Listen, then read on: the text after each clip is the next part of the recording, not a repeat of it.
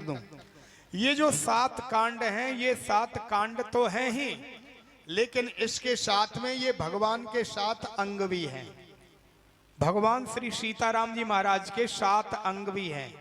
और आइए, पूरी रामायण है, ये कोई पुस्तक नहीं है, ये ग्रंथ नहीं है मेरे सज्जनों। ये जो रामचरितमानस है, ये साक्षात भगवान श्री सीताराम जी का विग्रह है। घर में रामायण ला करके और एक अलमारी में रख देना, ये अपराध है, अपराध है ये। क्योंकि रामचरितमानस आपके घर में अगर है, कुछ नहीं तो कम से कम 5 दोहा रोजाना पाठ करना चाहिए। चाहे जब करो, कोई नियम नहीं, लेकिन पाठ करना चाहिए। 5 दोहा पाठ करने में कितना समय लगेगा? 10 मिनट या 15 मिनट। इतना भी नहीं कर सकते हो तो कम से कम 1 दोहा रामचरितमानस का पाठ करना चाहिए।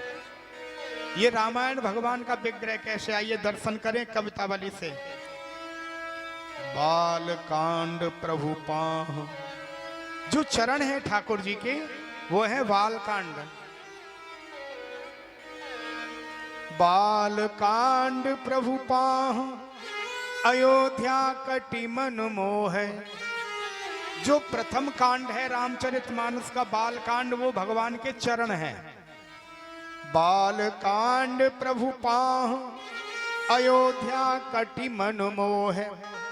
जो अयोध्या कांड है ना रामचरितमानस का, ये भगवान का कटि प्रदेश माने कमर, बिना कमर के। और ये सारे ही कांड में ये सारे ही चरित्र इसी तरह से हुए हैं। बाल कांड प्रभु पाह, अयोध्या कटि मन मोह। और उदर बन्यो आरण्य, हृदय किष्किंधा सोह। जो हमारा आपका पेट है, जो भगवान का पेट है, उदर है, यही हमारा अरण्य कांड है। उसके बाद में आता है किष्किंधा कांड। उदर बन्यो आरण्य, हृदय किष्किंधा सोह। हृदय है ठाकुर जी का, दिल जो है ना वो किष्किंधा कांड है। हृदय किष्किंधा सोह। सुंदर ग्रीवा जान। अब अरण्य कांड के बाद में आता है सुंदर कांड। तो जो भगवान की गर्दन है, गला है, ये सुंदर कांड है महाराज रामचरितमानस में। सुंदर ग्रीवा जान, मुख लंका कहे गायो। और जो हमारा आपका मुंह है, ये लंका कांड है। अच्छा, मुंह से ही सब कुछ होता है, भगवान का जो मुख है वो लंका कांड है। और ये मुंह से ही तो सब कुछ लंका कांड होता ही है। अगर जीव ना हो तो कुछ ना हो। मुख लंका कहे गायो, तावे रावण आदि विभीषण सकल समायो। उस्तर मस्तक जान।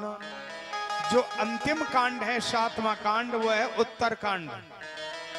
उत्तर मस्तक जान, एहि विद रामचरितमानस भन। आद अंत नहीं जानिए, रामायण श्री राम तन। रामचरितमानस का जो उत्तर कांड है, वही हमारा भगवान का दिमाग है, मस्तक है। और जो भी एक क्रियाकलाप होता है सब दिमाग से ही होता है। भगवान का जो मत्था है वही महाराज उत्तर कांड है।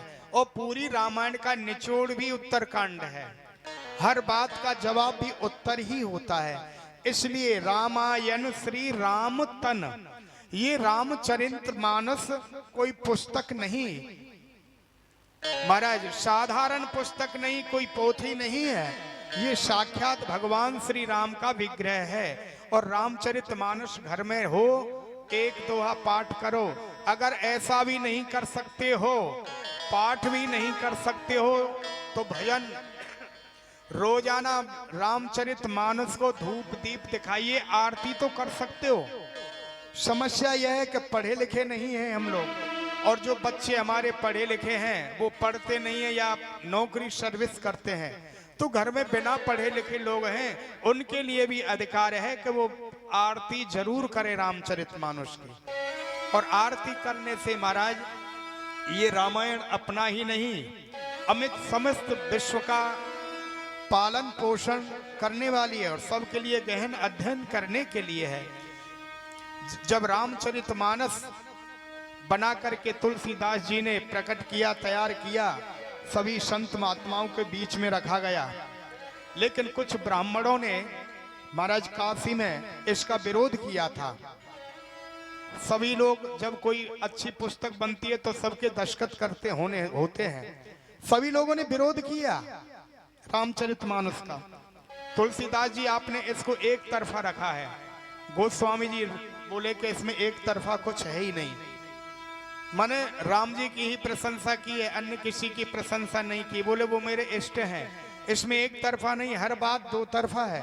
नहीं माने लोगों ने तो एक निर्णय लिया गया, रात्रि में इस रामायण को तोलेंगे, भजन देखेंगे। मेरे सज्जनों, रामचरितमानस को रात्रि के समय उन विरोधियों ने इस ग्रंथ को लेकर के सभी वेद शास्त्रों के नीचे रख दिया, सबके नीचे, और वहां रख करके और छोड़ करके बोले प्रातः काल होगा जब भजन तोलेंगे। तो रामचरितमानस को सबसे नीचे रखा गया। लेकिन मेरे सज्जनों याद रखिए, वह रामचरितमानस स्वयं भोले भगवान भोलेनाथ प्रकट हुए और प्रकट होकर के रामचरितमानस पर दस्तखत भी कर दिया उन्होंने, सत्यम शिवम सुंदरम। ये जो मंत्र आप जानते हैं, ये रामचरितमानस का ही मंत्र भोलेनाथ ने सत्यम शिवम सुंदरम कह करके, और वह जो रामचरितमानस की गोस्वामी जी महाराज की रामायण थी, उससे सबसे ऊपर और सबसे ज्यादा तो बजनेली रामचरितमानस ही हुआ। तो ये सत्यम शिवम सुंदरम